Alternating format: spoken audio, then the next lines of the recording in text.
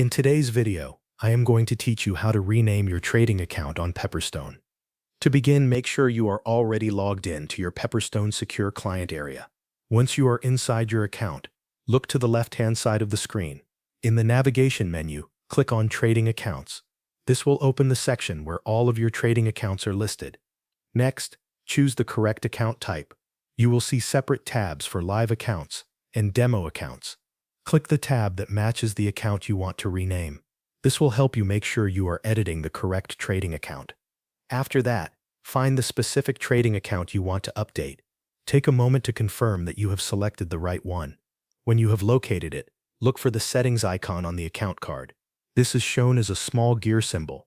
Click that icon to open the account settings. A window called Edit Account Settings will appear on your screen. Inside this window, look for the option labeled Change Nickname.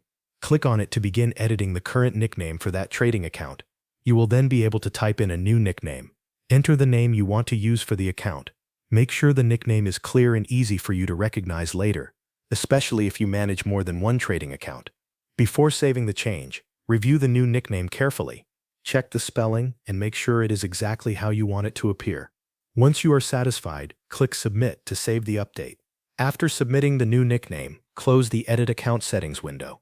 Then return to the trading account list and look at the account card again. Confirm that the new nickname is now displayed correctly. This final check helps you make sure the update was completed successfully. Renaming your trading account is a simple way to keep your account list organized and easier to manage, whether you are working with live accounts or demo accounts. Following these steps will let you update the nickname quickly from inside the secure client area. Thanks for watching. That covers everything you need to know.